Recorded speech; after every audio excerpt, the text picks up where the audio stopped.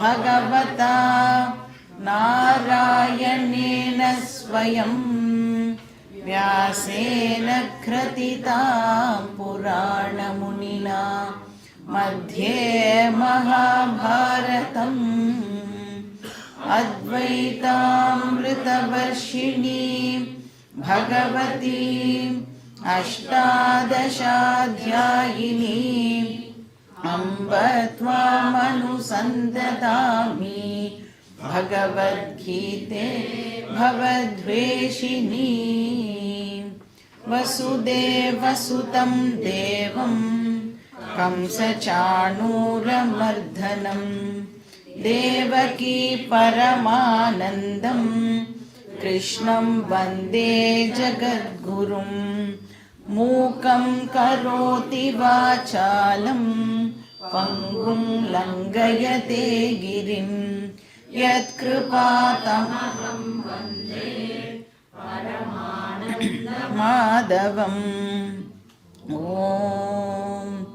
सहना भवतु सहनौ भुनक्तु सह वीर्यं करवावहै तेजस्विनावधीतमस्तु मा विद्विषावहै ॐ शान्ति शान्ति शान्तिः हरिः ॐ श्री गुरुभ्यो नमः हरिः ॐ श्लोका नंबर 52-53 पेज नंबर 52-53 यथा ते मोहकलिलं बुद्धिर्व्यतितरिष्यति तदा गन्तासि निर्वेदम् श्रोतव्यस्य श्रुतस्य च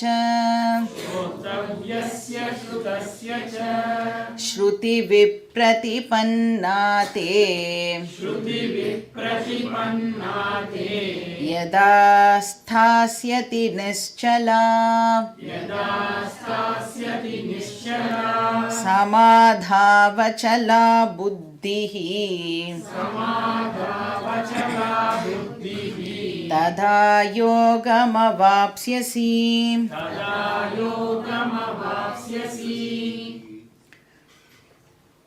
இப்போ இந்த ரெண்டாவது அத்தியாயத்தோடைய ஆல்மோஸ்ட் கன்க்ளூஷனுக்கு வந்துட்டோம். ஸோ கிருஷ்ணர் வந்து தன்னோட டீச்சிங்கை இப்போது கன்க்ளூட் பண்ணிகிட்டே வர. ஸோ எந்த ஸ்லோகத்தில் டீச்சிங் ஆரம்பிச்சது? ரெண்டாவது அத்தியாயத்தில் 11வது ஸ்லோகத்திலிருந்து இந்த டீச்சிங்கை பகவான் வந்து கொடுக்க ஆரம்பித்தார். இப்போ இந்த என்டையர் செகண்ட் சாப்டரை பார்த்தோம் அப்படின்னு சொன்னால் மொத்த வேதத்தோடைய எசன்ஸையும் இந்த ரெண்டாவது அத்தியாயத்தில் கிருஷ்ணர் நமக்கு கொடுத்துருக்கார் அப்படின்னு சொல்லலாம். இப்போ வேதத்தில் சொல்லியிருக்கிறபடி நான் என்ன பண்ணணும், வேதத்தில் சொல்லியிருக்கிறபடி நான் என்ன தெரிஞ்சுக்கணும், இந்த ரெண்டு விஷயத்தையுமே கிருஷ்ணர் வந்து நமக்கு சொல்கிறார். ஸோ இது வந்து எசன்ஸ் ஆஃப் வேதிக் டீச்சிங் அப்படின்னு இந்த போர்ஷனை நாம் வந்து சொல்லலாம். இதுக்கப்புறம் வரப்போகிற சாப்டர்ஸில் இதே விஷயத்தை தான் வந்து இலாபரேட் பண்ண போகிறார் அப்படிங்கிறதையும் நாம் முன்னாடியே பார்த்தோம். இப்போ இந்த போர்ஷன் இருக்கு இல்லையா, இப்போ நாம் வந்து படிக்கிற இந்த ரெண்டாவது அத்தியாயம் எப்பயுமே வந்து நாம் ரிவைஸ் பண்ணிகிட்டே இருக்கணும். அடிக்கடி இந்த ஸ்லோகத்தை போய் படித்து இதுக்கு என்ன அர்த்தம் அப்படிங்கிறத மறுபடியும் நம்ம கேட்டுகிட்டே இருந்தால் தான் பின்னாடி படிக்க போகிற அத்தியாயங்கள்லாம் நமக்கு மீனிங்ஃபுல்லாக இருக்கும். அதனோட பேஸ் வந்து இந்த ரெண்டாவது அத்தியாயம். இப்போ கிருஷ்ணர் சொல்கிறார், இந்த மொத்தமாக வேதத்தில் என்ன இருக்குது அப்படின்னா 2 டாபிக் தான் இருக்குதுன்னு சொல்கிறார். லோகேஸ்மின் விவிதானிஷ்டா புரா புரோக்தா மயா நக ஞானயோகேன சாங்கியானாம் கர்மயோகேன யோகினா. ஒன்று கர்மயோகம், இன்னொன்று ஞான யோகம். இப்போ கர்மயோகம் அப்படின்னு சொன்னால் தார்மீகமான வாழ்க்கை முறை அப்படின்னு பார்த்தோம். Religious way of life. இப்போ என்னுடைய ஸ்பிரிச்சுவல் ப்ராக்ரஸுக்கு முக்கியத்துவம் கொடுக்குற ஒரு வாழ்க்கை முறை அப்படின்னு சொல்லலாம். அப்போ பாக்கி விஷயங்கள்லாம் எப்படி இருக்கும்னா அது செகண்டரியாக கன்சிடர் பண்ணுவேன். ஆனால் எனக்கு என்னுடைய ஸ்பிரிச்சுவல் ப்ராக்ரஸ் தான் முக்கியம். இப்போ ஸ்பிரிச்சுவல் ப்ராக்ரஸ்னால் என்ன அர்த்தம்?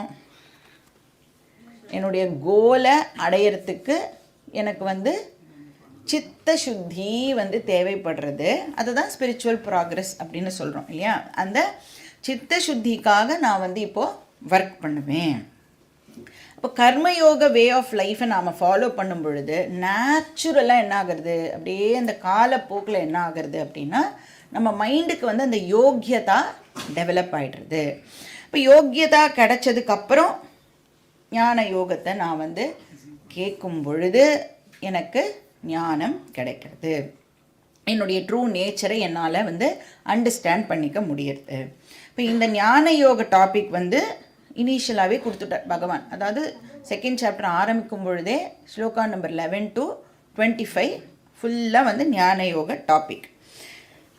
ஒரு இன்ஸ்ட்ருமெண்ட். ஸோ என்ன எக்ஸாம்பிள் ஞாபகம் வச்சுக்கணும்னா, கண்ணாடி போட்டுருக்கோம்ல, அந்த கண்ணாடியை எக்ஸாம்பிளை ஞாபகப்படுத்தி பார்த்துக்கணும். எப்படி அந்த கண்ணாடி ஒரு வெளி ஆப்ஜெக்டு, ஆனால் அந்த கண்ணாடியே இப்போ எனக்கு இன்ஸ்ட்ருமெண்ட்டாகவும் பயன்படுறது. கண்ணாடியை போட்டுண்டு நான் இப்போது வேர்ல்டோட டிரான்சாக்ட் பண்ணுறேன். அந்த மாதிரி இந்த பாடி மைண்ட் அப்படிங்கிறது அனாத்மா ஆப்ஜெக்டு, ஆனால் அதை நான் இன்ஸ்ட்ருமெண்ட்டாக பயன்படுத்தி எக்ஸ்டர்னல் வேர்ல்டோட டிரான்சாக்ட் பண்ணுறேன்.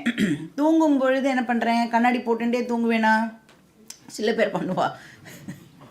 ஆனால் என்ன பண்ணணும்? ஜென்ரலாக கண்ணாடியை கழட்டி வச்சுட்டு தூங்குவோம் இல்லையா? அது மாதிரி நாம் தூங்கும் பொழுது என்ன பண்ணுறோம்?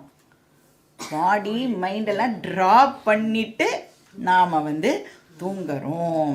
அதனால நான் வேர்ல்டோட டிரான்சாக்ட் பண்ணுறது டெம்பரரியாக ஸ்டாப் ஆகிறது. தூங்கும் பொழுது ஏதாவது விவகாரம் நடக்கிறதா? எந்த விவகாரமும் நடக்கிறது இல்லை. அப்போ வேர்ல்டோடு நான் தான் டிரான்சாக்ட் பண்ணுறது இல்லையே. அப்போ நானே இல்லையா தூங்கும் பொழுது?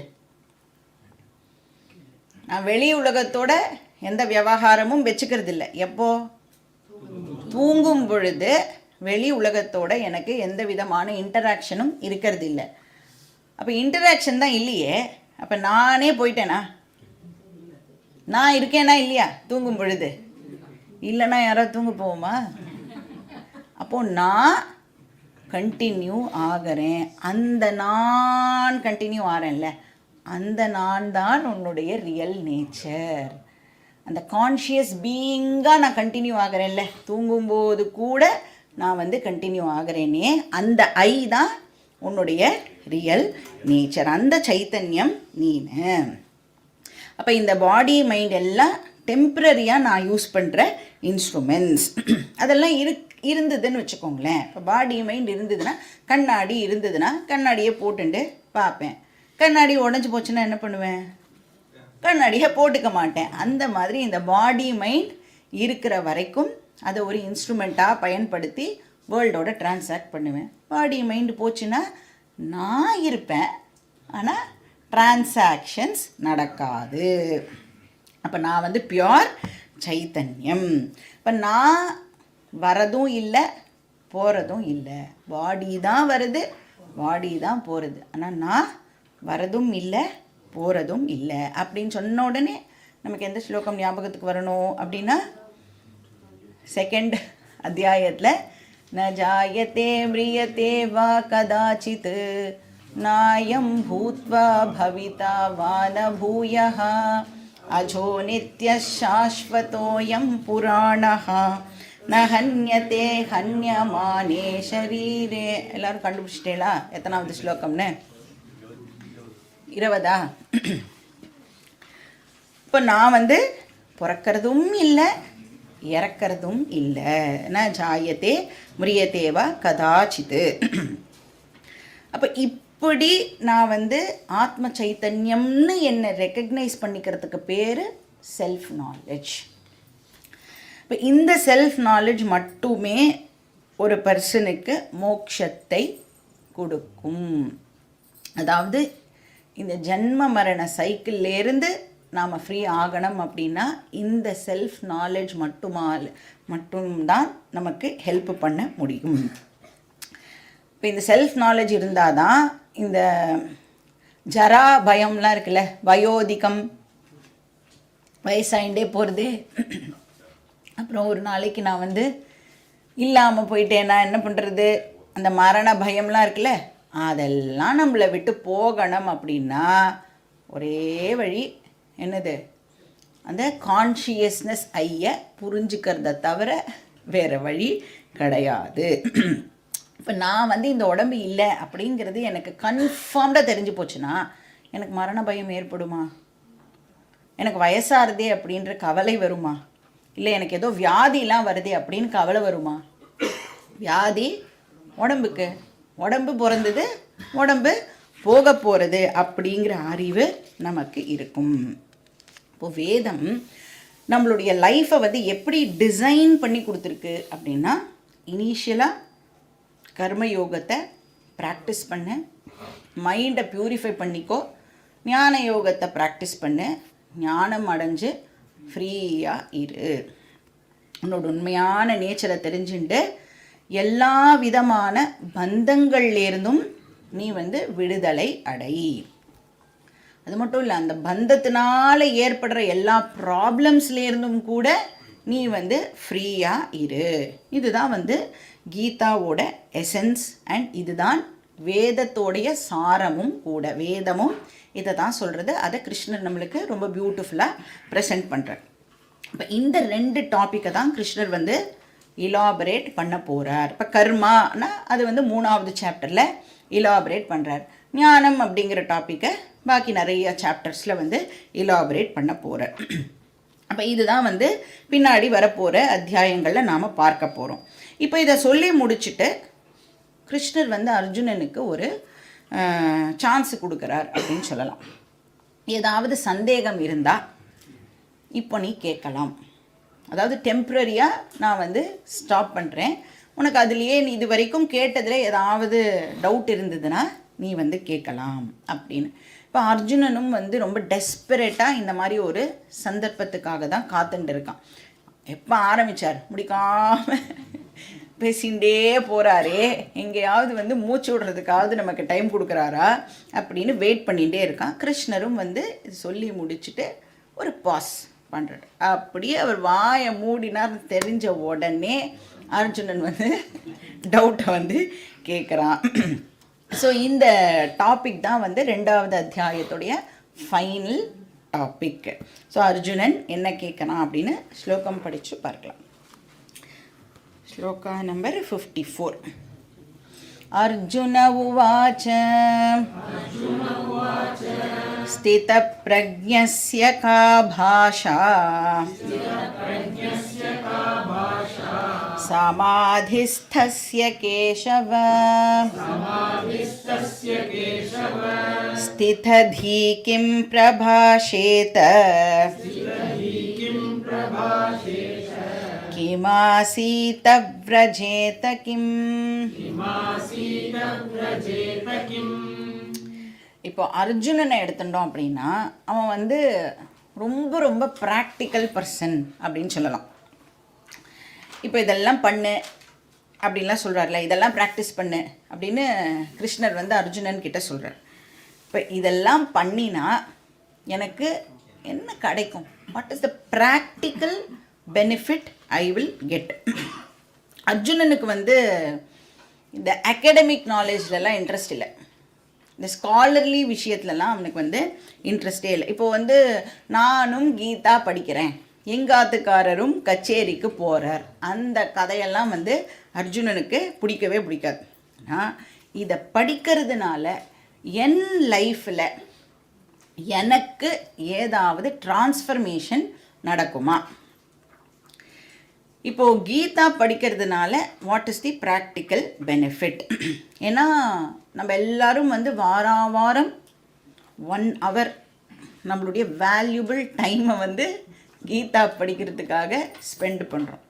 இப்போ என்னால் வந்து ஒரு நாளைக்கு 3 மணி நேரம் ஒரு படம் பார்க்கறதுக்கு செலவழிக்க முடியும், இல்லைனா ஒரு 2-2.5 மணி நேரம் சீரியல் பார்க்கறதுக்கு செலவழிக்க முடியும். அப்படின்னா அதெல்லாம் என்டர்டெயின்மெண்ட்டு. இங்கே வந்தால் எனக்கு என்ன கிடைக்கும் கேட்கும்ல, மனசு வந்து கேட்கும்ல. இங்கே வந்தால் என்ன கிடைக்கும், நான் ஏன் வரணும்? ஞாயிற்றுக்கிழமை அதுவும் சாயங்காலம் எல்லாரும் உலகத்தில் என்னென்னலாமோ ஜாலியாக என்ஜாய் பண்ணிட்டு இருக்கும் பொழுது இங்கே முதுகு வலியோட, முட்டி வலியோட, கால் வலியோட எதுக்கு நான் 1 hour என் டைமை கொடுக்கணும்? நீங்கள் கிளாஸ் வந்தேன்னா, கீதா கேட்டேன்னா புண்ணியம் கிடைக்கும். அப்புறம் டெஃபினட்டாக உங்களுக்கு ஸ்வர்க்கம் கிடைக்கும் இப்படின்னு சொல்கிறேன்னு வச்சுக்கோங்க. இந்த மாதிரிலாம் சொல்லி ஏமாற்ற முடியாது. ஏன்? இங்கேயே இருந்துட்டு என்னால் அதை வெரிஃபை பண்ண முடியுமா? இப்போ வந்து ஸ்வர்க்கத்துக்கு போயிட்டு திருப்பி வந்து சொன்னல நீனு அப்படின்னு என்கிட்ட வந்து உங்களால் கேட்க முடியுமானா நான் இருக்க மாட்டேன். அதனால் என்னை வந்து உங்களால் கேள்வியும் கேட்க முடியாது. இப்போ எனக்கு இங்கே இப்போ என்ன பெனிஃபிட் கிடைக்கும், என்னால் வெரிஃபை பண்ணக்கூடிய பெனிஃபிட்டாக அது இருந்தால் தான் அதை தான் நம்ம ப்ராக்டிக்கல் பெனிஃபிட் அப்படின்னு சொல்ல முடியும் இல்லையா? இந்த போஸ்துமஸாக நீ செத்து போனதுக்கப்புறம் உனக்கு ஏதோ கிடைக்கும்னா யாருக்கு தெரியும் அது கிடைக்குமா கிடைக்காதான்னு? அதனால தான் கிருஷ்ணர் என்ன சொல்ல, இங்கே இப்போ உனக்கு பெனிஃபிட். ஸோ அதை தெரிஞ்சுக்கணும் அப்படிங்கிறதுக்காக அர்ஜுனன் வந்து ஒரு கேள்வியை கேட்குறான். இப்போ சப்போஸ் ஒரு பர்சன் கிருஷ்ணர் சொன்ன மாதிரி தன்னுடைய வாழ்க்கையை அமைச்சுண்டு ஒரு ரிலீஜியஸ் வே ஆஃப் லைஃப் எல்லாம் நல்லா லீட்லாம் பண்ணிட்டு கர்மயோகத்தை ஃபாலோ பண்ணிட்டு தன்னோட அந்தக்கரணத்தை ப்ரிப்பேர் பண்ணிட்டு தன்னை பற்றி தெரிஞ்சுக்கிறதுக்கு நிறைய டைமையும் ஸ்பெண்டு பண்ணினா, அதாவது இந்த மாதிரி கிளாஸ் எல்லாம் வந்து அட்டெண்ட் பண்ணி, இப்போ வாரத்துக்கு ஒரு கிளாஸ் தானே வரும், இல்லை எனக்கு இன்னும் நிறைய இன்ட்ரெஸ்ட் இருக்குது, நிறைய நான் வந்து இதுக்காக டைம் எல்லாம் ஸ்பெண்ட் பண்ணுறேன் அப்படின்னு சொன்னால், அதெல்லாம் பண்ணி ஒருத்தர் சப்போஸ் தன்னுடைய ரியல் நேச்சரை அண்டர்ஸ்டாண்ட் பண்ணிட்டார், அந்த ஐ இருக்கே கான்ஷியஸ்னஸ் ஐயை வந்து புரிஞ்சுட்டார் அப்படின்னா, அதுவும் வந்து இந்த புரிஞ்சுக்கிறது இருக்குல்ல, சும்மா ஜஸ்ட் ஒரு வேகு நாலேஜ் இல்லை, ஸ்டடி நாலேஜ், கிளியர் நாலேஜ், ஸ்திரமான ஒரு அறிவாக அது இருந்ததுன்னா எப்படி இருக்கும்னா, totally satisfied with this teaching, எந்த விதமான டவுட்டுமே இல்லாமல் டோட்டல் கன்விக்ஷன், எஸ் கரெக்டு அப்படின்னு ஒரு அண்டர்ஸ்டாண்டிங் இருக்கிற ஒரு பர்சன், அந்த மாதிரி இருக்கிற பர்சனை தான் நாம் ஞானி அப்படின்னு சொல்கிறோம் இல்லையா? அவன் வந்து என்ன பண்ணுறான், அந்த ஞானிக்கு அர்ஜுனன் ஒரு டைட்டிலை கொடுக்குறான். என்ன சொல்கிறான், ஸ்தித பிரக்ஞா அப்படின்னு ஒரு டைட்டிலை கொடுக்குறான். இப்போ நாம் வந்து செகண்ட் சாப்டர்லேயே பண்டிதகா அப்படின்னு பார்த்தோம்ல, பண்டிதகான ஞானின்னு பார்த்தோம். அதே மாதிரியே ஸ்தித பிரக்ஞா அப்படின்னாலும் ஞானி அப்படின்னு அர்த்தம். பிரக்ஞா அப்படின்னு சொன்னால் ஞானி, ஸ்தித பிரக்ஞா அப்படின்னா யாருக்கு வந்து இந்த ஞானம் ரொம்ப ரொம்ப ஃபர்மாக இருக்கோ, ரொம்ப கிளாரிட்டியோடு இருக்கிற அறிவு, இப்போ அந்த மாதிரி கன்விக்ஷனோடு இருக்கிற பர்சனை ஸ்தித பிரக்ஞா அப்படின்னு சொல்கிறோம். இப்போ இதே பர்சனுக்கு அர்ஜுனன் இன்னொரு டைட்டிலும் கொடுக்குறான். ஸோ மார்கழி சீசனில், கச்சேரி சீசன் நிறைய டைட்டில்லாம் இப்போ கொடுப்பா இல்லை, வித்வான், விதூஷி அப்படின்லாம் டைட்டில் கொடுப்பாள். அந்த மாதிரி அர்ஜுனன் வந்து இப்போது ஞானிகளுக்கெல்லாம் டைட்டில் கொடுத்துட்டுருக்கான். சமாதிஸ்தஹா அப்படின்னு சொல்கிறான். ஸ்தஹா அப்படின்னு சொன்னால் இருக்கிறது அப்படின்னு அர்த்தம், ஸ்டேயிங், இருக்கிறது. சமாதிஸ்தஹா அப்படின்னா தன்னுடைய ஓன் நேச்சர்லேயே நிலச்சி இருக்கிறது அப்படின்னு அர்த்தம். சமாதி அப்படின்னா என்ன அர்த்தம் இந்த இடத்துல? இதுக்கு முன்னாடி ஸ்லோகத்துலேயும் அதே அர்த்தம் தான் பார்த்தோம். சமாதினா ஆத்மா அப்படின்னு அர்த்தம். ஓன் நேச்சர் அப்படின்னா ஆத்மா தான் என்னுடைய ஓன் நேச்சர், ஒரிஜினல் நேச்சர். அதை வந்து மறக்காமல் இருக்கிறது, அதிலேயே நிலச்சி இருக்கிறது. நான் வந்து டே டு டே நிறைய டிரான்சாக்ஷன்ஸ்லாம் பண்ணுவேன், அப்படியெல்லாம் பண்ணிட்டு இருக்கும்போது கூட என்னுடைய ஒரிஜினல் நேச்சரை மறக்காமல் இருக்கிறது. ஏன்னா இப்போ கிளாஸ் அட்டென்ட் பண்ணுறோம். கிளாஸ் அட்டென்ட் பண்ணும் பொழுது என்ன ப்ராப்ளமை நாம் வந்து ஃபேஸ் பண்ணுறோம்? இப்போ கிளாஸுக்குள்ளே வந்து உட்கார்ந்த உடனே இப்போ இந்த டீச்சிங் நடக்கும் பொழுது நமக்கு நல்லா புரியுறது, நான் பாடி இல்லை, நான் மைண்டு இல்லை, புத்தி இல்லை அப்படின்னு சொன்னால் என்ன பண்ணுறோம்? நம்ம நல்லா தலையை மண்டையை ஆட்டி நல்லா வந்து புரிஞ்சுது அப்படின்னு சொல்கிறோம். பட் கிளாஸ் முடிஞ்ச உடனே செப்பல் ஆன், கிளாஸ் கான் இல்லையா? செப்பலை போட்டுக்கும் பொழுதே இல்லைங்க, பிரசாதம் வாங்கி இப்படி நடக்கும்போதே என்ன ஆகிறது? இண்டிவிஜுவாலிட்டி வெளியில் வர ஆரம்பிக்கிறது. நான் அம்மா, நான் அப்பா, நான் ஹவுஸ் ஓனர், நான் இது, நான் அது அப்படின்னு அந்த இண்டிவிஜுவாலிட்டி இப்போது வருது. இப்போ இண்டிவிஜுவாலிட்டி வெளில வந்த உடனே அது ரிலேட்டடாக என்னெல்லாம் பிரச்சனைகள் இருக்கோ அதெல்லாமும் கூடவே வருது. அப்போ நான் யாருன்னு தெரிஞ்சுட்டா மட்டும் போராது, அந்த அறிவு என்னுடைய டே டு டே டிரான்சாக்ஷன்ஸுக்கும் ஹெல்ப் பண்ணணும். அப்போ டீச்சிங்கை நாம் மறக்காமல் இருக்கணும். எஸ்பெஷலி இந்த டீச்சிங் நமக்கு எப்போ ஹெல்ப் பண்ணணும்? ப்ராப்ளமேட்டிக் சுச்சுவேஷனில் இந்த டீச்சிங் நமக்கு ஹெல்ப் பண்ணணும். ப்ராப்ளம் இருக்கும்போது இது வந்து எனக்கு கை கொடுக்கணும், இல்லைன்னா இந்த நாலேஜ் இருந்தும் பயன் இல்லை. அப்போ ப்ராப்ளம் எல்லாம் என்னால் காமாக குவையட்டாக ஹேண்டில் பண்ண முடியறதா? அதுக்கு இந்த டீச்சிங் எனக்கு ஹெல்ப் பண்ணணும். அப்போது இந்த டீச்சிங் எனக்கு ஹெல்ப் பண்ணணுன்னா அந்த நாலேஜ் நான் கூப்பிடுற டிஸ்டன்ஸில் இருக்கணும். ஆல் த டைம் எனக்கு அது ஆக்சசிபிளாகவே இருக்கணும். அந்த மாதிரி யாருக்கு இந்த அறிவானது ஆக்சசிபிளாக இருக்கோ அவளை சமாதி ஸ்தஹா அப்படின்னு சொல்கிறோம். யார் வந்து தன்னுடைய ஒரிஜினல் நேச்சரை மறக்கிறதே இல்லையோ, லைஃப்பில் என்ன வேணால் பிரச்சனை வரட்டும், என்ன வந்தாலும் அந்த ஒரிஜினல் நேச்சரை மறக்காமல் இருக்கிறவா. ஸோ ஸ்தித பிரஜ்ஞா சமாதி ஸ்தஹா 2 டைட்டில். மூணாவதாக இன்னொரு டைட்டிலை கொடுக்குறான், ஸ்தித தீஹி அப்படின்னு ஒரு டைட்டில் கொடுக்குறான். தீஹினா ஞானம்னு அர்த்தம், ஸ்தித தீஹினா கிளியர் ஞானம், கிளியர் நாலேஜ். இப்போது அகம் ஆத்ம சைத்தன்யம் இப்படிங்கிற அறிவு இருக்குல்ல, இதை வந்து சாஸ்திரம் சொல்கிறது அதனால நான் ஆத்ம சைத்தன்யம் அப்படிங்கிற மாதிரியான அறிவாக இது இருக்கக்கூடாது. என் டீச்சர் சொல்கிறா அதனால நான் ஆத்ம சைத்தன்யம் அப்படிங்கிற அறிவாக இது இருக்கக்கூடாது. எனக்கு இது ஃபேக்டாக இருக்கணும். இப்போ வந்து 2 + 2 = 4, இது ஃபேக்ட் தானே? அது எப்படி சொல்ல முடியும்? ஏதோ நான் சின்ன வயசில் எல்கேஜி படிக்கும் பொழுது எங்கள் மிஸ்ஸு சும்மா சொல்லி கொடுத்தா 2 + 2 = 4 அப்படின்னு. எனக்கு இப்போ வயசாகிடுதே, அப்போ 2 + 2 = 22 அப்படின்னு சொல்ல முடியுமா? தூக்கத்தில் எழுப்பி கேட்டால் கூட 2 + 2, அடித்து கேட்டால் கூட 2 + 2 4 தானே. அப்போ அது ஃபேக்ட் இல்லை. அந்த மாதிரி எனக்கு மிஸ்ஸை சொல்லி கொடுத்தா அதனால 2 + 2 4 இல்லை. இப்போது 2 + 2 = 4 அப்படிங்கிறது எனக்கு ஃபேக்டு. அது மாதிரி அகம் ஆத்ம சைத்தன்யம் அப்படிங்கிறது ஃபேக்டாக இருக்கணும். சாஸ்திரம் கொடுக்குற அறிவாக அது இருக்கக்கூடாது. இனிஷியலாக சாஸ்திரம் தான் நமக்கு சொல்லி கொடுக்குறது. ஆனால் அந்த டீச்சிங் இப்போ என்ன ஆகியிருக்கணும்? அதில் எனக்கு ஒரு கன்விக்ஷன் ஆனது ஏற்பட்டுக்கணும். என் புத்தி வந்து டோட்டலி கன்வின்ஸ்டாக இருக்கணும். எஸ், ஆத்ம சைத்தன்யத்தை தவிர நான் வேறு யாராவும் இருக்க முடியாது அப்படிங்கிற ஒரு கிளியர் அண்டர்ஸ்டாண்டிங் நமக்கு இருந்ததுன்னா அந்த பர்சனை ஸ்திததீஹி அப்படின்னு சொல்கிறோம். அப்போ 3 வார்த்தைகள் யூஸ் பண்ணுறான். ஸ்தித பிரஜ்ஞா, சமாதிஸ்தஹா, ஸ்தித தீஹி. இப்போ அர்ஜுனனுக்கு ஒரு ஞானி அப்படிங்கிறவர் எப்படி இருப்பார் அப்படிங்கிறத தெரிஞ்சுக்கணும்னு இவன் வந்து ஆசைப்படுறான்.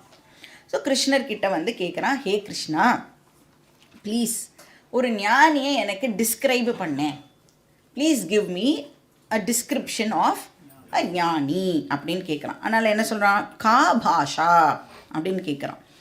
இப்போ பாஷா அப்படின்னா இந்த இடத்துல வந்து லாங்குவேஜ் கிடையாது, ஹமாரா ராஷ்டிர பாஷா அந்த மாதிரியான பாஷா இல்லை, மாத்ரு பாஷா அப்படிலாம் கேட்போம்ல. அப்போ ஞானியெல்லாம் ஆயிட்டோன்னா வேறு ஏதாவது பாஷா அவள்லாம் வந்து பேசுவாளா, சான்ஸ்கிரிட்டில் மட்டும்தான் அவள்லாம் பேசுவாளா, இல்லை வேறு ஏதாவது தேவ பாஷையெல்லாம் இருக்கான்னா அந்த மாதிரி பாஷா இல்லை. அப்படின்னா இது என்னது, பாஷா அப்படின்னா டிஸ்கிரிப்ஷன், வர்ணனை அப்படின்னு அர்த்தம். நீ வந்து ஒரு ஞானியுடைய வர்ணனையை சொல் அப்படின்னு கேட்குறான். அதை வச்சு நான் இப்போ டிசைட் பண்ணிக்கிறேன், நான் ஞானி ஆகணுமா வேண்டாமா அப்படிங்கிறத நான் டிசைட் பண்ணிக்கிறேன் அப்படின்னு அர்ஜுனன் சொல்கிறான். அதாவது இப்போ அது தெரிஞ்சு கொடுத்துன்னு வச்சுக்கோங்களேன், இவ்வளோ எஃபர்ட்லாம் போடணுமா வேண்டாமா, கிளாஸுக்கு வரணுமா வேண்டாமா அப்படிங்கிறத நாம் வந்து முடிவு பண்ணிடலாம், எதுக்கு டைம் வேஸ்ட் பண்ணிட்டு. ஸோ கா பாஷா, அவருடைய டிஸ்கிரிப்ஷன் என்ன. கிம் பிரபாஷேத, அவர் எப்படி அடுத்தவா கிட்ட கம்யூனிகேட் பண்ணுவார். நாம் பேசுகிற மாதிரி தான் பேசுவாரா, இல்லைனா ஞானம் வந்த உடனே அந்த பர்சன் வந்து மௌனி ஆகிடுவாரா, இந்த என்லைட்டன்மெண்ட் எல்லாம் சொல்கிறாளே அதெல்லாம் வந்ததுக்கப்புறம் வந்து வேறு மாதிரி ஏதாவது டிஃப்ரெண்ட்டாலாம் வந்து பேசுவாரா. ஸோ பேசினா எப்படி பேசுவார். கிம் பிரபாஷேத. நெக்ஸ்ட் என்னது, கிம் ஆசீத. ஆசீத்தனை உட்காருறது, எப்படி ஒரு ஞானி உட்காருவார். ஸோ அர்ஜுனனுக்கு வந்து ஒரு ஞானிக்கும் அஞ்ஞானிக்கும் வந்து டிஃப்ரென்ஸ் தெரியல, அதனால் அவன் நினச்சிக்கிறான் ஞானி அப்படின்னு சொன்னால் ஏதோ ஒரு விசேஷம் அவகிட்ட இருக்கும் போல இருக்குது, பார்க்கறதுக்கே அவளோட அப்பியரன்ஸே வந்து ஏதோ டிஃப்ரெண்ட்டாக இருக்கும் போல இருக்குது. அவர் வந்து அவனுக்கு என்ன டவுட்டுன்னா, ஞானம்லாம் வந்ததுக்கப்புறம் அதோ பத்மாசனத்துலேயே அவள் வந்து உட்காந்துட்டுருப்பாளா, இல்லைன்னா கிரவுண்டுலேருந்து ஒரு 2 அடி அப்படியே மேலேயே அப்படியே வந்து அந்த மாதிரிலாம் உட்காந்துருப்பாளா. ஸோ கிம் ஆசீத அப்படின்னு கேட்குறான், எப்படி உட்கார்வார். இப்போ நீங்கள் வந்து இந்த பத்ரிநாத் கேதார்நாத் அங்கெல்லாம் போனேன்னா இந்த மாதிரி நிறைய யோகிஸ் எல்லாம் பார்க்கலாம். நிறைய சன்னியாசிஸ் வந்து கையாலெல்லாம் நடப்பா. நாமெல்லாம் எப்படி நடப்போம், காலால் நடப்போம்ல, அவள் தலைகீழாக கையாலெல்லாம் வந்து நடப்பாள். ரொம்ப வந்து நிறைய ஆஸ்டெரிட்டிலாம் வந்து வித்தியாசமாக இருக்கும். பாவம் அவள்லாம் வந்து ஒரு குரு இல்லாமல் சந்நியாசம் எடுத்துட்டு என்ன பண்ணுறது அப்படின்னு தெரியாமல் தன்னுடைய லைஃப்பில் கஷ்டப்பட்டுருக்கிற பர்சன்ஸாக இருப்பாள் சில பேர். இப்போ ஜென்ரலாக வந்து ஞானி அப்படிங்கிறவர் எப்படி இருக்கணும்னு அஞ்ஞானி எதிர்பார்ப்பான். கரெக்டாக, அஞ்ஞானி தான் வந்து ஞானி அப்படின்னா இப்படிலாம் இருக்கணும் அப்படின்னு ஒரு எக்ஸ்பெக்டேஷன் இருக்கும். ஸோ ஜென்ரலாக என்ன எக்ஸ்பெக்டேஷன் இருக்கும், ஞானின்னா அப்நார்மலாக இருக்கணும். நான் நார்மல், நான் அஞ்ஞானி, நான் நார்மலாக இருக்கேன், என் பக்கத்தில் இருக்கிறவளும் அஞ்ஞானி, அவளும் நார்மலாக இருக்கா. அப்போ ஞானிங்கிற பர்சன் எப்படி இருக்கணும், அப்நார்மலாக இருக்கணும். அப்போ வந்து இப்போ ஏதாவது கேள்வி கேட்டால் அவள் என்ன பண்ணணும், என் மூஞ்சியை பார்த்தலாம் பதில் சொல்லக்கூடாது, வேறு எங்கேயோ அந்த மோட்டு வேலையை பார்த்துட்டு அவள் வந்து பதில் சொல்லணும். அப்படிலாம் சொல்லலைன்னா நான் ஞானின்னா வந்து ஒத்துக்க மாட்டேன். அப்போ ஏதாவது ஒரு சேஞ்ச் அந்த பர்சன்கிட்ட இருக்கணும். அட்லீஸ்ட் ஒரு தாடி சம்திங் ஏதோ ஒன்று இருக்கணும். அப்போ ஃபிசிக்கலாக பார்க்கறதுக்கு ஏதோ ஒரு சேஞ்ச் இருக்கணும் அப்படின்னு இந்த அஞ்ஞானிஸ்லாம் வந்து டெஃபினட்டாக எதிர்பார்ப்பாள். ஸோ அர்ஜுனனும் வந்து கன்ஃபியூஸ்டாக இருக்கிறதுனால இந்த மாதிரி ஏதோ டிஃப்ரென்ஸ் இருக்கும் போல் இருக்குது, அதை வந்து நாம் கேட்டு தெரிஞ்சுக்கலாம் அப்படின்னு கேட்குறான். ஸோ கிமாசீத்தை உட்காருவாரா, அப்படியே உட்கார்ந்தா எப்படி உட்காருவார். விரஜேத்த கிம் நடக்கிறது, நடப்பாரா, நடந்தால் எப்படி நடப்பார், 2 காலால் தான் நடப்பாரா இல்லை எப்படி நடப்பார். இப்போ இந்த டவுட்டெல்லாம் இருந்திருக்கு அர்ஜுனனுக்கு, நமக்கும் இருக்கும்ல. ஞானி அப்படின்னா இப்படியெல்லாம் நம்ம வந்து ஒரு இமேஜினேஷன்லாம் வச்சுட்டுருப்போம். ஸோ என்ன நாமளும் வந்து அந்த டவுட்டெல்லாம் வந்து இந்த ஸ்லோகம் மூலமாக கிளாரிஃபை பண்ணிக்கலாம். அப்போ இந்த உலகத்தில் இந்த ஞானிங்கிற பர்சன் தன்னை எப்படி கண்டக்ட் பண்ணிப்பார். ஞானியுடைய ஸ்டேட் ஆஃப் மைண்ட் எப்படி இருக்கும், மக்களோட எப்படி வந்து டிரான்சாக்ட் பண்ணுவார், இந்த பர்சன் ஞானி ஆனதுனால பாக்கி ஏதாவது வந்து சேஞ்ச் ஆகியிருக்குமா, விதவிதமான மக்கள்கிட்ட இந்த ஞானி எப்படி நடந்துப்பார். ஸோ ஸ்தித பிரஜ்ஞ லக்ஷணானி அப்படின்னு இதுக்கு பேர். லக்ஷணம் அப்படின்னு சொன்னால் கேரக்டரிஸ்டிக்ஸ் அப்படின்னு சொல்கிறோம்ல, இப்போ ஒரு ஞானியுடைய குணாதிசயங்கள். இதுதான் வந்து அர்ஜுனனுடைய கேள்வி. அதுக்கு ஆன்சர் சொல்கிற விதமாக தான் நாம் பார்க்க போகிற மற்ற ஸ்லோகங்கள். அந்த 2வது அத்தியாயம் முடிகிற வரைக்கும் கிருஷ்ணர் வந்து இந்த கேள்விக்கே பதிலை சொல்கிறார். நாம் வந்து கிருஷ்ணர் என்ன சொல்கிறாருன்னு ஸ்லோகம் படிச்சுட்டும் பார்க்கலாம். ஸ்ரீ பகவானுவாச்ச பிரஜஹாதி யதா காமான் சர்வான் பார்த்தமனோகதான்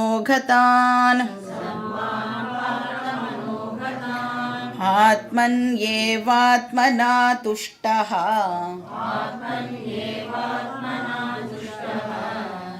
ஸ்திதः பிரஜ்ஞஸ்ததோச்யதே. ஸோ இது வந்து 2வது சாப்டருடைய இம்பார்ட்டண்ட் போர்ஷன், ஸ்தித பிரஜ்ஞ போர்ஷன்.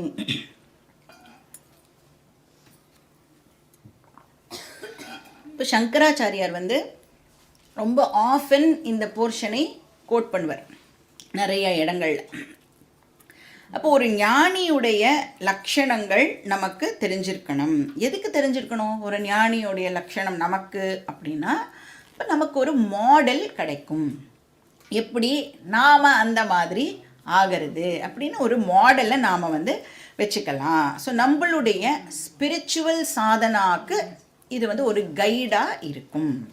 அப்போ என்ன சொல்கிறார், யானி ஸ்தித பிரஜ்ஞஸ்ய லக்ஷணானி தானி முமுக்ஷோஹோ சாதனானி அப்படின்னு சொல்கிறார். எது ஸ்தித பிரஜ்ஞனுடைய லக்ஷணமாக இருக்கோ அது முமுக்ஷுக்கு சாதனையாக இருக்கும். ஸ்தித பிரஜ்ஞனுக்கு நேச்சுரலாக இருக்கிற விஷயம் முமுக்ஷுக்கு எப்படி இருக்கும், சாதனை. அவன் ப்ராக்டிஸ் பண்ணி அதை மாதிரி ஆகணும் அப்படிங்கிற மாதிரி ஒரு கைடு மாதிரி அது அமையும். முமுக்ஷுனா யாருன்னு கேட்டக்கூடாது. யாருக்கு வந்து மோட்சம் வேணும்னு தீவிர இச்சா இருக்கோ அவளுக்கு தானே ஞானி எப்படி இருப்பாருன்னெலாம் தெரிஞ்சுக்கணுன்னு ஆசை இருக்கும் இல்லையா. ஸோ ஞானிக்கு நேச்சுரலாக இருக்கிறது இந்த பர்சன் வந்து தன்னுடைய சாதனாவாக வச்சுக்கலாம். ஸோ இது வந்து ஃபஸ்ட்டு பெனிஃபிட்டு ஞானி பற்றி தெரிஞ்சுக்கிறதுனால. 2வது என்ன, இப்போ சப்போஸ் எனக்கு வந்து அந்த அறிவு வந்திருக்கு அப்படின்னு நாம் நினச்சுண்டா எனக்கு எவ்வளவு தூரம் அந்த அறிவு பெனிஃபிட்டை கொடுக்கறது அப்படிங்கிறத நாம் செக் பண்ணிக்கலாம். ஏன்னா நமக்கு வந்து கேட்டுகிட்டே இருக்கும் இல்லையா, கிளாஸ் எல்லாம் கேட்டுகிட்டே இருக்கும் பொழுது கொஞ்ச நாளில் வந்து திடீர்னு ஒரு டவுட் வரும், ஒரு வேளை நான் ஞானி ஆயிட்டேனோ அப்படின்னு வந்து நமக்கு ஒரு டவுட் வரும். இது வந்து ப்ராசஸ், எல்லாருக்கும் இது படிச்சுட்டே இருக்கும் பொழுது வரக்கூடிய ஒரு டவுட். அப்போது நினச்சிக்க கூடாதுல்ல, ஞானி ஆகிட்டோன்னா நம்ம தலை சுற்றி ஏதாவது ஒளி வட்டம். அப்போ கேட்கலாம் வீட்டில், என்ன ஞானி ஆகிட்டேன் அப்படின்னு நமக்கு தோணிதுன்னா எனக்கு ஏதாவது ஒளி வட்டம் ஏதாவது தெரியறதா அப்படின்னா என்ன பண்ணுவா வீட்டில். ஸோ அது மாதிரி இல்லை, ஏதாவது ஒளிவட்டம்காக நான் வெயிட் ஏதாவது பண்ணணுமா, இந்த ப்ராசஸில் நான் இருக்கேன்னா முடிஞ்சதுக்கப்புறம் இந்த ஒளிவட்டம்லாம் ஏதாவது வருமா, எப்படி தெரிஞ்சுக்கிறது? இல்லை நீங்கள் வந்து இந்த 18 சாப்டர்ஸ் முடிஞ்ச உடனே at the end of 18 chapters ஏதாவது சர்டிஃபிகேட்லாம் கொடுப்பேளா? To whom so ever it may concern, the bearer of this certificate is a ஞானி, அவர் வந்து ஞானத்தை அடைஞ்சுட்டார், நீங்கள் வந்து அவரை ரெஸ்பெக்டோடு இனிமேல் ட்ரீட் பண்ணணும், முடிஞ்சதுன்னா அவருக்கு பாத பூஜை எல்லாம் பண்ணுங்கோ அப்படின்னு ஏதாவது சர்டிஃபிகேட்டெல்லாம் நான் கொடுப்பேனானா கொடுக்க மாட்டோம். ஒன்றுமே கிடையாது நமக்கு. பின்ன நான் ஞானியா இல்லைன்னு எப்படி தெரிஞ்சுக்கிறது? ஸோ இந்த ஸ்லோகத்தை படித்து பார்த்து கம்பேர் பண்ணி நாம் வந்து தெரிஞ்சுக்கலாம். கொஞ்சமாவது அது கிட்டக்க நான் இருக்கேனா இல்லை ரொம்ப தூரக்க இருக்கேனா அப்படின்னு நாம் தெரிஞ்சுக்கலாம். நான் வெரி இம்பார்ட்டண்ட் விஷயம் என்ன இதில் அப்படின்னா, ஸ்டாட்யூட்டரி வார்னிங் சொல்லுவாள்ல, என்ன அப்படின்னா இந்த போர்ஷன் இருக்கு இல்லையா, இந்த ஸ்தித பிரக்ஞ லக்ஷணம், இந்த போர்ஷனை எதுக்கு பயன்படுத்திக்கணும் அப்படின்னா என்ன ஜட்ஜ் பண்ணிக்கிறதுக்கு நான் யூஸ் பண்ணிக்கணும். ஜென்ரலாக என்ன பண்ணுவோம், இப்போ வந்து ஒரே வீட்டிலேருந்தே 2 பேர் வரையில்னு வச்சுக்கோங்க. ஃபஸ்ட்டு என்ன பண்ணுவோம், நம்ம ஸ்பௌஸு இதெல்லாம் வந்து அட்ஹியர் பண்ணுறாளா அப்படின்னு வந்து முதல்ல அதுதான் நம்ம கண்ணுக்கு போகும். படிக்கிறது ஒரு இண்டிவிஜுவலுக்காக படிக்கிறோம், முதல்ல அதை தெரிஞ்சுக்கணும். எனக்கு அறிவு வந்திருக்கான்னு தான் நான் செக் பண்ணணுமே ஒழிய என்னுடைய ஸ்பௌஸுக்கு அறிவு வந்திருக்கான்னு செக் பண்ணக்கூடாது. அப்படி செக் பண்ணணும்னு நமக்கு தோணித்தினாலே நாம் வந்து அந்த மைண்ட் மெச்சூரிட்டி இல்லை அப்படின்னு அண்டர்ஸ்டாண்ட் பண்ணிக்கலாம். அதனால் வந்து ஃபேமிலி மெம்பர்ஸுக்கு சர்டிஃபிகேட் கொடுக்க வேண்டியது நம்மளுடைய பொறுப்பு அல்ல. நாம் எப்படி இருக்கோம் அதை தான் நம்மளால் வந்து பார்த்து தெரிஞ்சுக்க முடியும். இன்ஃபேக்ட் இன்னொருத்தர் எப்படி இருக்கா, இன்னொருத்தருடைய மைண்டில் என்ன ஓடுறது அப்படின்னா ஒரு நாளைக்கும் நம்மளால் கண்டுபிடிக்க முடியாது. என்னோட மைண்டில் என்ன இருக்குது, நான் ஒரு விஷயம் பண்ணுறேன்னா என்ன இன்டென்ஷனோட பண்ணுறேன் அப்படிங்கிறதெல்லாம் எனக்கு மட்டும்தான் தெரியும். அதனால் என்ன ஜட்ஜ் பண்ணிக்கிறதுக்கு இந்த போர்ஷனை யூஸ் பண்ணிக்கலாம். அப்புறம் இந்த போர்ஷன்லேயே வந்து கிருஷ்ணர் என்ன சொல்வார் அப்படின்னா ஸ்தித பிரக்ஞ சாதனானி, அதையும் வந்து டிஸ்கஸ் பண்ண போகிறார். அதாவது ஒரு ஸ்தித பிரக்ஞனா ஆகணும்னா என்ன சாதனா அதையும் வந்து சொல்கிறார். ஸோ ஒன்று வந்து ஸ்தித பிரக்ஞனுடைய நேச்சுரல் ட்ரெய்ட்ஸு லக்ஷணம், இன்னொன்று வந்து என்னெல்லாம் பண்ணினா ஸ்தித பிரக்ஞனா ஆகலாம். இப்போ சாதனா பற்றி கிருஷ்ணர் வந்து இங்கே சொல்லும் பொழுது எல்லாத்தையும் டிஸ்கஸ் பண்ணலை, ஆனால் சில விஷயங்கள் பற்றி மட்டும் இங்கே டிஸ்கஸ் பண்ணுறார். இப்போ ஆல்ரெடி வந்து அவர் கர்மயோகம் ப்ராக்டிஸ் பண்ணணும்னு சொல்லிட்டார், அப்புறம் ஞான யோகத்தை கோத்ரூ பண்ணணும் அப்படிங்கிறத ஹிண்ட் பண்ணிட்டார். அதனால அதில் வந்து ஏதாவது சாய்ஸ் இருக்கா நமக்குன்னா அதில் நோ சாய்ஸ். இப்போ இந்த ஞான யோகம் இருக்குல்ல, அதை வந்து 3 ஸ்டேஜில் கிருஷ்ணர் வந்து நமக்கு ப்ரெசென்ட் பண்ணுறார். இப்போ ஞான யோகத்துடைய ஃபஸ்ட்டு ஸ்டேஜுக்கு என்ன பேர் அப்படின்னா ஸ்ரவணம் அப்படின்னு அதுக்கு பேர். ஸ்ரவணம் அப்படின்னா கேட்டல், வேதத்தில் கொடுத்துருக்கிற இந்த டீச்சிங்கை நாம் லிசன் பண்ணுறது, காது கொடுத்து கேட்குறது. அப்படின்னா என்ன அண்டர்ஸ்டாண்ட் பண்ணிக்கலாம், நாமளே செல்ஃப் ஸ்டடி பண்ணக்கூடாது அப்படிங்கிறது நமக்கு இதுலேருந்து நன்னா புரியுறது.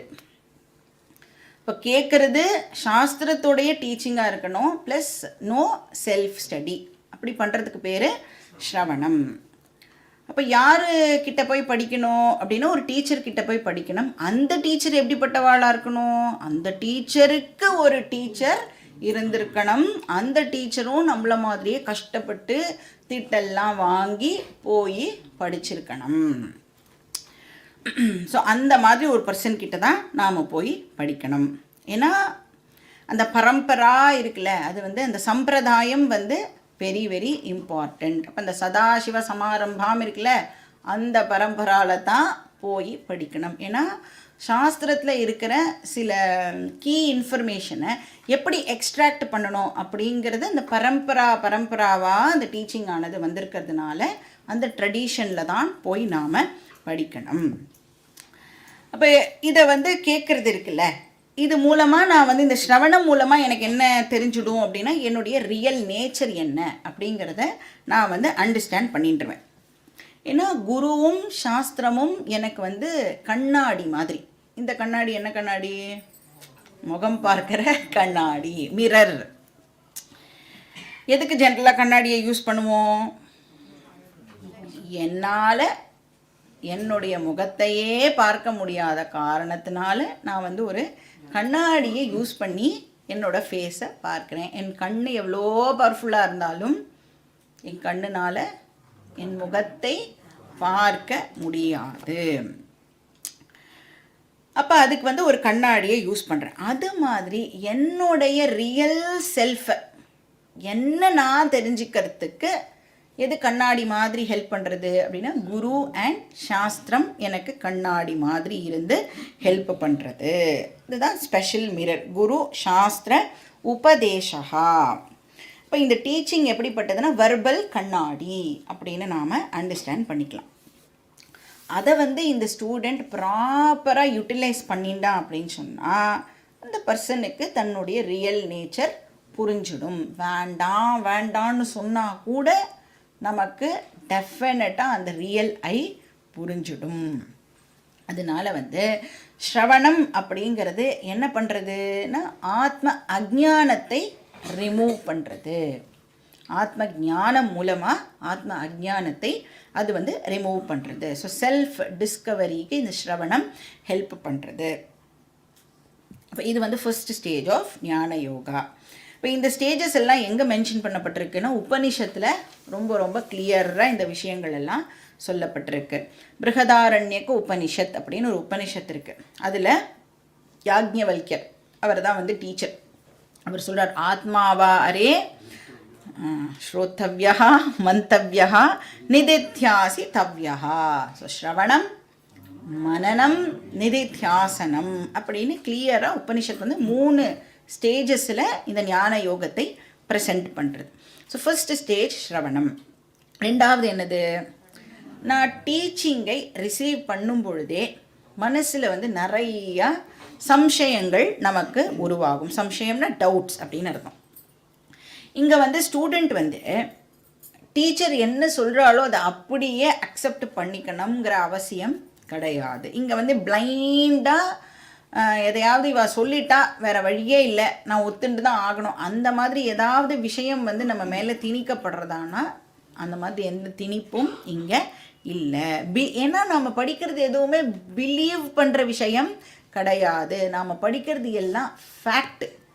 நீ நம்பினா தான் சோறு, அந்த விஷயம் இல்லை. இது நம்புறதுக்கு ஒன்றுமே கிடையாது. இது வெறும் அண்டர்ஸ்டாண்டிங்.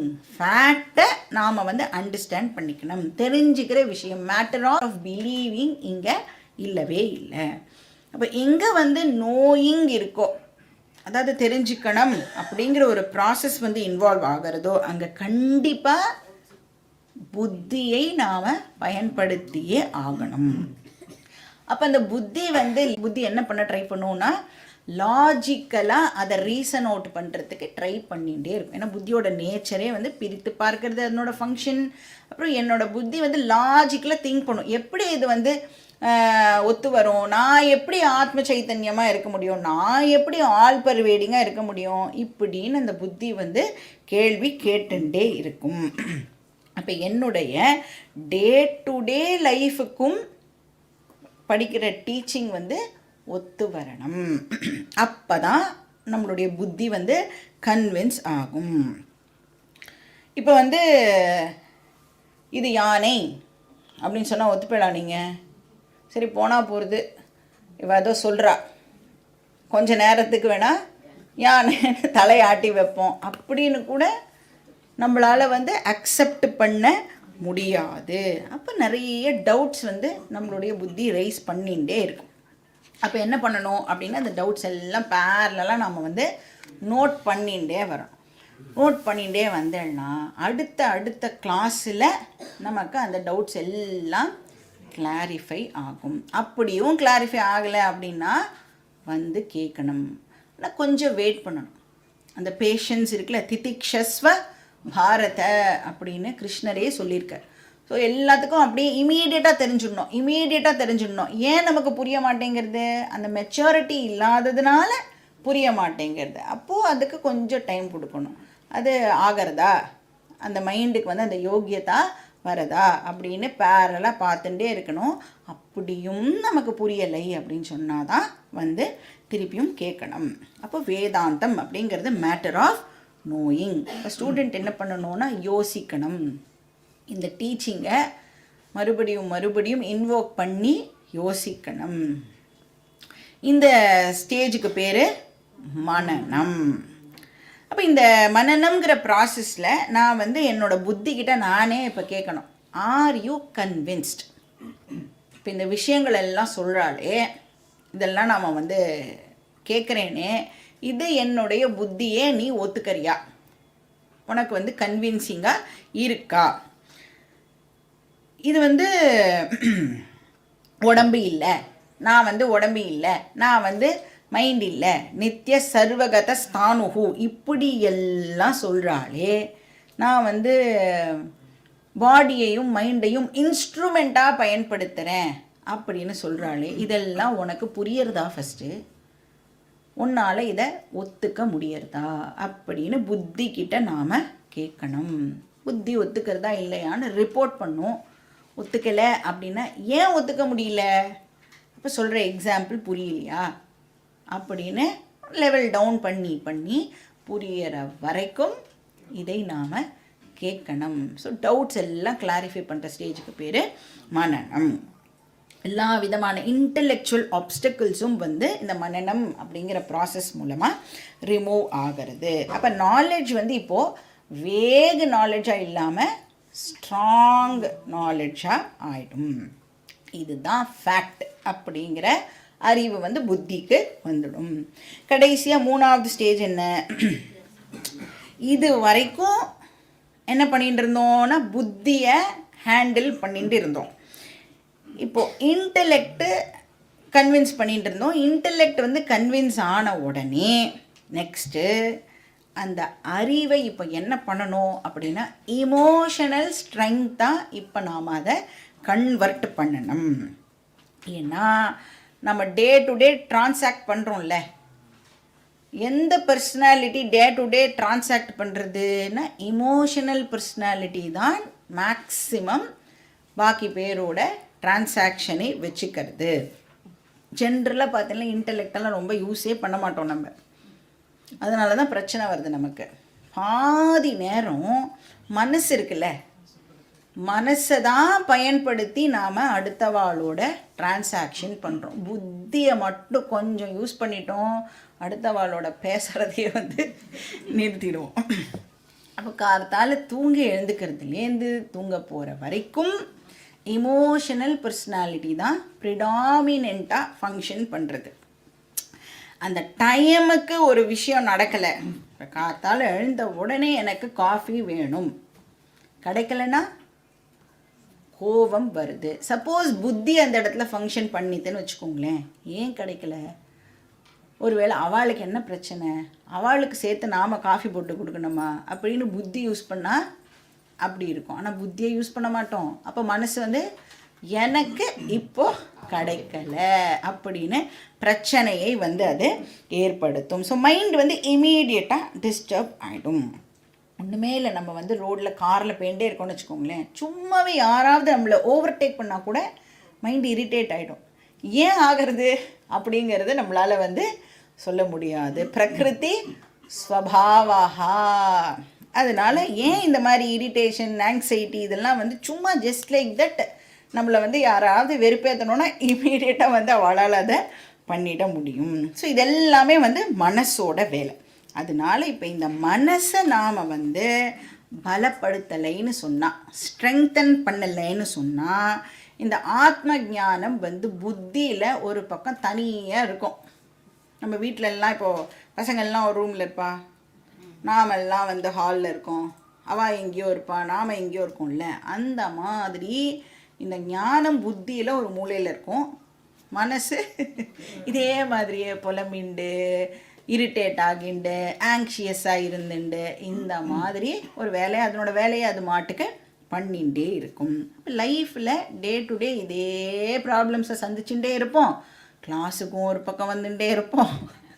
அந்த ஞானம் புத்தியில் எங்கேயோ ஓரமாக இருக்கும், நமக்கும் அது பிரயோஜனப்படாது. வீட்டில் இருக்கிறவாளும் என்ன கேட்பா, என்னத்தை தான் நீங்கள் வந்து இவ்வளோ நாளாக கிளாஸுக்கு போகிறேன், அடுத்த ஃபெப்ரவரி வந்தால் 1 வருஷம் ஆகிடும், இவ்வளோ நாளாக கிளாஸுக்கு போகிறேலே என்ன கற்றுண்டு, உங்களால் யாருக்காவது ஏதாவது வந்து யூஸா அப்படின்னு வந்து நம்மளை கேட்பா. அது வந்து டீச்சரோட ப்ராப்ளமா நம்மளுடைய ப்ராப்ளமா? அப்போ ஒவ்வொரு மொமெண்ட்டும் மனசு என்ன வந்து இந்த பயம், கோபம், எரிச்சல், இந்த மாதிரி கல்யாண குணங்கள் வந்து நமக்கு தொடர்ந்துட்டே இருக்கும். அப்போ இந்த இமோஷனல் ஃப்ரீடமை நாம் வந்து என்ஜாய் பண்ணணும் அப்படின்னு சொன்னால், இப்போ இந்த அன்ஹெல்தி இமோஷனல் ரெஸ்பான்சஸ் இருக்குல்ல, இதிலேருந்து நாம் ஃபஸ்ட்டு ஃப்ரீ ஆகணும். அப்போ அதுக்கு emotional immunity is very very important. இல்லைன்னா என்ன பண்ணுவோன்னா, அழுதுண்டே அகம் ஆத்ம சைத்தன்யம், அழுதுண்டே அகம் பிரம்ம அஸ்மி அப்படின்னு அழுதுண்டே சொல்கிறதுனால யாருக்கு பிரயோஜனம்? யாருக்குமே பிரயோஜனம் இல்லை. அகம் பிரம்ம அஸ்மி அப்படின்னு சொல்லிகிட்டே என் பொண்ணு இப்படி பண்ணிட்டா, என் பையன் அப்படி பண்ணிட்டான், பக்கத்து வீட்டில் இப்படி பண்ணிட்டான் அப்படின்னு வாழ்க்கை முழுக்க புலம்பின்றே தான் இருப்போம். அப்போது எவ்வளோ நாலேஜ் இருந்தாலும், ஐக்யூ அப்படின்னு சொல்கிறோம்ல, அது எவ்வளோ இருந்தாலும் அந்த அறிவு எல்லாம் எப்போ யூஸ் ஆகும் அப்படின்னா, இமோஷனல் ஸ்ட்ரெங்க்த்தாக அதை கன்வெர்ட் பண்ணினால் மட்டுமே நாம் படித்த விஷயம் நமக்கு ஹெல்ப்ஃபுல்லாக இருக்கும், பயன் அளிக்கும். அப்போ அந்த நாலெட்ஜை இப்போ வந்து மனோதிடமாக நாம் வந்து மாற்றணும். அப்போ நம்ம மனசு என்ன ஆகிடும்னா, கல் மாதிரி ஆகிடும். என்ன நடந்தாலும் நம்மளை வந்து அசைச்சிக்கவே முடியாது. அப்போ ஐக்யூ டு இக்யூ கன்வர்ஷன் இருக்குல்ல, இதுதான் 3வது ப்ராசஸ். அப்போ இந்த கன்வர்ஷன் வந்து எப்படி அப்படின்னா, ஒரு கண்ட்ரிலேருந்து இன்னொரு கண்ட்ரிக்கு ட்ராவல் பண்ணுற மாதிரி. இப்போ சப்போஸ் நீங்கள் வந்து வேறு ஒரு கண்ட்ரியில் இருக்கீங்கன்னு வச்சுக்கோங்களேன், யூஎஸ்னே வச்சுக்கோங்களேன். யூஎஸில் இருந்துட்டு உங்ககிட்ட வந்து 300 கோடி ரூபா இருக்குதுன்னு வச்சுக்கோங்க. 300 கோடி இந்தியன் ருப்பி. யூஎஸில் இருக்கேள், 300 crores வச்சுன்னு இருக்கேள். பிரயோஜனப்படுமானா? பிரயோஜனப்படாது. ருப்பியை இப்போ என்ன பண்ணி ஆகணும்? டாலராக மாற்றினாதான் எனக்கு பிரயோஜனப்படும். அப்போது புத்தியில் அறிவு இருக்குது, என்ன பிரயோஜனம்? அதை வந்து இமோஷனல் ஸ்ட்ரெங்க்த்தாக இப்போது கன்வெர்ட் பண்ணணும். ஸோ இதுதான் வந்து 3rd and ஃபைனல் ஸ்டேஜ். அதுக்கு பேர் நிதித்தியாசனம். அப்போ என்னுடைய இமோஷ்னல் வீக்னஸ் என்ன அப்படிங்கிறத முதல்ல வந்து அசஸ் பண்ணணும். ஒருத்தருக்கு வந்து ஒரு விதமான கம்ப்ளைண்ட் இருக்கும். இதெல்லாம் வந்து ஏன் என்கிட்ட இருக்குது அப்படின்னா, அஞ்ஞானம் இருக்கிறதுனால இந்த மாதிரி பிரச்சனைகள்லாம் என்னுடைய மனசுக்கு இருக்குது. அதான் சொல்லுவாள்ல, all negatives are developed in the dark room. அஞ்ஞானம்ங்கிற இருட்டு இருக்கிறதுனால தான் எல்லா விதமான நெகட்டிவ் விஷயங்களையும் நம்மளுடைய மனசு வந்து டெவலப் பண்ணி வச்சுக்கிறது. ஸோ காம, குரோத, லோப, மோக, மத, மத்சரியம், ராக, துவேஷ எல்லாம் வந்து இந்த அஞ்ஞான இருட்டில் மைண்டு வந்து டெவலப் பண்ணி வச்சுருக்கிற ப்ராப்ளம்ஸ். அப்போ இந்த ப்ராசஸை அண்டர்கோ பண்ணும் பொழுது, நிதித்தியாசனம் அப்படிங்கிற ப்ராசஸை அண்டர்கோ பண்ணினா அவர் வந்து இப்போ என்ன பண்ணுறாருனா, அந்த பிரக்ஞா, அந்த ஞானம் இருக்குல்ல, அதை வந்து ஸ்தித பிரக்ஞாவாக கன்வெர்ட் பண்ணுறார். ஸோ 2 டாபிக் பற்றி கிருஷ்ணர் வந்து டிஸ்கஸ் பண்ணுறார். ஒன்று வந்து எப்படி வந்து ஸ்தித பிரக்ஞன் அப்படிங்கிறவன் நடந்துப்பான் அப்படிங்கிறத பற்றி சொல்கிறார். இன்னொன்று எப்படி பிரக்ஞாவை ஸ்தித பிரக்ஞாவாக கன்வெர்ட் பண்ணுறது அப்படிங்கிறதையும் அவர் வந்து சொல்கிறார். இப்போ இந்த ஸ்தித பிரக்ஞாவாக கன்வெர்ட் ஆனதுக்கப்புறம் அந்த பர்சன் என்ன விதமான ஸ்டேட் ஆஃப் மைண்டை என்ஜாய் பண்ணுவார்னா, அதுக்கு பேர் வந்து சாஸ்திரம் சொல்கிறது ஜீவன் முக்திஹி அப்படின்னு அதுக்கு ஒரு பேரையும் கொடுக்கறது. அப்போ ஜீவன் முக்தி அப்படின்னு சொன்னால் அந்த பர்சனுடைய மைண்டே இப்போ எப்படி இருக்கும்னா, லைட்டு மைண்டாக ஆகிடும். இந்த மனசுலாம் பாரமாக இருக்குன்னு சொல்கிறோம்ல, இந்த பர்சனுக்கு இப்போ மனசுன்னு ஒன்று இருக்கிறதே தெரியாத அளவுக்கு மைண்டு வந்து லைட்டாக ஆகிடும். இப்போ வந்து நம்மளுக்கு சுண்டு விரலில் ஏதோ அடிபட்டுருக்குன்னு வச்சுக்கோங்க. இது வரைக்கும் சுண்டு விரல்னு ஒன்று இருக்குன்னே நமக்கு தெரியாது இல்லை, ஏன்னா ப்ராப்ளமே இல்லை. இப்போ ஏதாவது ஒன்று அடிபட்டுடுத்து அப்படின்னு சொன்னால் என்ன ஆகும்? சுண்டு விரல் வந்து என்னை கவனி, என்னை கவனி, நான் இருக்கேன் பாரு, நான் இருக்கேன் பாரு அப்படின்னு நம்மளை வந்து ட்ரபிள் பண்ணிகிட்டே இருக்கும். இப்போ ப்ராப்ளம் இருந்தது அப்படின்னு சொன்னால் அது வந்து நம்மளுடைய அட்டென்ஷனை வந்து கேட்டுகிட்டே இருக்கும். இப்போ ஞானிக்கு ப்ராப்ளமே இல்லாததுனால மனசு அப்படிங்கிறது ஒன்று இருக்கிற மாதிரியே இருக்காது. அவ்வளோ லைட்டாக அந்த ஞானியுடைய மனசானது இருக்கும். இப்போ ஞானியுடைய ட்ரேட் என்ன அப்படின்னா, ஆத்மன்யேவ ஆத்மனா துஷ்டஹா அப்படின்னு சொல்கிறார். ஒரு பியூட்டிஃபுல் மைண்டை ஞானி வந்து என்ஜாய் பண்ணுவார். தன்கிட்டேயே ஹாப்பியாக இருப்பார், செல்ஃப் சஃபிஷியண்ட்டாக இருப்பார். வேறு எந்த எக்ஸ்டர்னல் விஷயத்தையும் டிபெண்டு பண்ணி தன்னுடைய ஹாப்பினஸை வச்சுக்க மாட்டார். எது இருந்தாலும் சரி இல்லைனாலும் சரி தன்கிட்டேயே ஞானியால் வந்து ஹாப்பியாக இருக்க முடியும். ஏன்னா ஞானிக்கு என்ன தெரியும்? நான் தான் அந்த சத்து சித்து ஆனந்த ஸ்வரூபம் அப்படின்னு ஞானிக்கு தெரியறதுனால, நான் தான் சோர்ஸ் ஆஃப் ஹாப்பினஸ் அப்படிங்கிறது தெரியறதுனால ஞானியால் தன்கிட்டேயே ஹாப்பியாக இருக்க முடியும். ஆத்மன் ஏவ ஆத்மனா துஷ்டஹா. யார் வந்தாலும் சரி வராட்டாலும் சரி, என்ன ஃபிசிக்கல் கண்டிஷன் இருந்தாலும் சரி இல்லைனாலும் சரி ஞானியால் வந்து ஹாப்பியாக இருக்க முடியும். ஞானியை எதுவுமே அஃபெக்ட் பண்ணாது. அந்த செல்ஃப் கண்டென்ட்மெண்ட் சொல்கிறோம்ல, அது வந்து ஆல் த டைம் இருக்கும். அந்த ஃபுல்னஸ் வந்து இருக்கும். இப்போ அந்த ஃபுல்னஸ் ஹாப்பினஸ் இருக்கும் பொழுது என்ன ஆகும் அப்படின்னா, சர்வ காமத்தியாகா வந்து நடக்கிறது. காமத்தியாகானா எல்லா விதமான எக்ஸ்பெக்டேஷன்ஸும் வந்து ட்ராப் ஆகிடுறது. ஐ ஆம் ஆல்ரெடி ஃபுல் அப்படிங்கிற பொழுது எனக்கு ஏதோ ஒன்று பண்ணி நான் வந்து ஃபுல்லாக வேண்டிய அவசியம் இல்லை. ஐ ஆம் ஆல்ரெடி ஃபுல் அப்படிங்கிற பொழுது எனக்கு எந்த விதமான எக்ஸ்பெக்டேஷனும் இருக்க போகிறது இல்லை. அப்போ எல்லா விதமான ஆசைகளும் வந்து ஞானிக்கு போயிடுறது. இப்போ ஆசை அப்படிங்கிறது எதுலேருந்து பிறக்கிறது? இப்போ வந்து ஒரு பர்சன் வந்து நடக்கிறதுக்கு குச்சியை எதிர்பார்க்கிறார் அப்படின்னா என்ன அர்த்தம்? அவருடைய கால் ஸ்ட்ராங்காக இல்லை அப்படின்னு அர்த்தம் இல்லையா? அது மாதிரி நான் எதையெல்லாமோ நாடுறேன், எது பின்னாடிலாமோ நான் போகிறேன் அப்படின்னா என்ன அர்த்தம்? நான் கம்ப்ளீட்டாக இல்லை. இப்போ அட் ப்ரெசண்ட் நான் கம்ப்ளீட் இல்லை, நான் ஃபுல்லாக ஆகணும் அப்படிங்கிறதுக்காக நான் நிறைய விஷயங்களை தேடி போகிறேன். இப்போ அபூர்ணத்துவத்தினால ஆசையானது ஏற்படுறது. இப்போ ஆசை அப்படிங்கிறது அபூர்ணத்துவத்துடைய எக்ஸ்ப்ரெஷன். நிறைவின்மை இருக்குல்ல, அதுதான் ஆசையாக தன்னை எக்ஸ்ப்ரெஸ் பண்ணிக்கிறது. இப்போ ஞானியுடைய கேஸில் அவர் வந்து தன்னை எப்படி பார்ப்பார்னா, அபூர்ணனா ஒரு நாளைக்கும் பார்க்க மாட்டார். அகம் பூர்ணஹா.